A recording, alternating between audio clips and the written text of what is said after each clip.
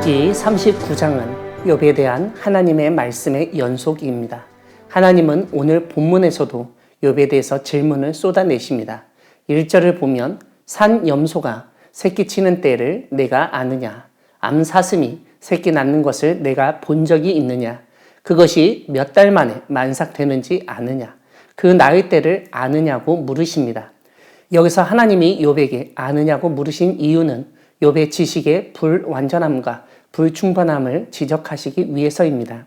즉 욥이 제대로 알지도 못하면서 하나님을 향해 말했던 점을 문제 삼으신 것입니다. 하나님은 5절에서 누가 들나귀를 놓아 자유롭게 하였느냐? 누가 빠른 나귀에 매인 것을 풀었느냐고 물으시는데 그 뒷구절에서 바로 내가 그렇게 하셨다고 알립니다. 9절에서는 들소가 어찌 기꺼이 너를 위하여 일하겠으며 내 외양간에 머물겠느냐? 내가 능히 줄로 매어 들소가 이랑을 갈게 하겠느냐? 그것이 어찌 골짜기에서 너를 따라 썰애를 끌겠느냐고 질문하시는데 그것 역시 하나님이 하신 일이라고 일깨웁니다. 13절은 타조를 언급하시는데 그것이 알을 땅에 버려두어 흙에서 더워지게 하고 발에 깨어질 것이나 들짐승에게 밟힐 것을 생각하지 아니하고 그 새끼에게 모질게 대함이 제 새끼가 아닌 것처럼 하며 그 고생한 것이 헛되게 될지라도 두려워하지 아니한다고 말씀하십니다. 이렇게 타조가 행동하는 이유는 다름 아니라 하나님이 지혜를 베풀지 아니하셨고 총명을 주지 아니하였기 때문이라고 설명하십니다. 그럼에도 불구하고 타조는 몸을 떨쳐 뛰어갈 때에는 말과 그 위에 탄 자를 우습게 여긴다는 점도 알리십니다.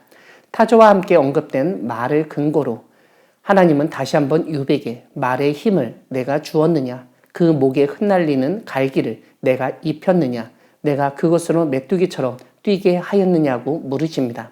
말은 골짜기에서 발굽질하고 힘이 있음을 기뻐하며 앞으로 나아가서 군사들을 맞대 두려움을 모르고 겁내지 아니하며 칼을 대할지라도 물러나지 아니하니 그의 머리 위에서는 화살통과 빛나는 창과 투창이 번쩍이며 땅을 삼킬 듯이 맹렬히 성내며 나팔 소리에 머물러 서지 아니하고 나팔 소리가 날 때마다 힝힝 울며 멀리서 싸움 냄새를 맡고 지휘관들의 호령과 외치는 소리를 듣는다고 지적하십니다.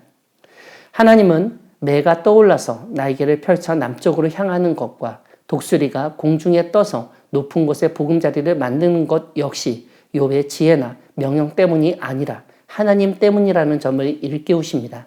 사랑하는 광야교회 성도 여러분, 하나님은 동물을 창조하신 분이시며 세상에서 가장 위대한 학자보다 더욱 뛰어나신 분이십니다.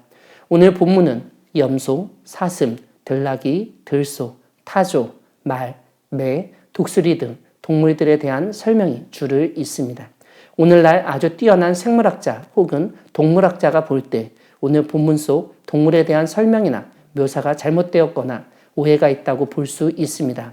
하지만 이것은 히브리어 자체의 번역 문제일 수도 있으며 그 당시 사람들의 이해를 전제로 기술되었기 때문일 수도 있습니다.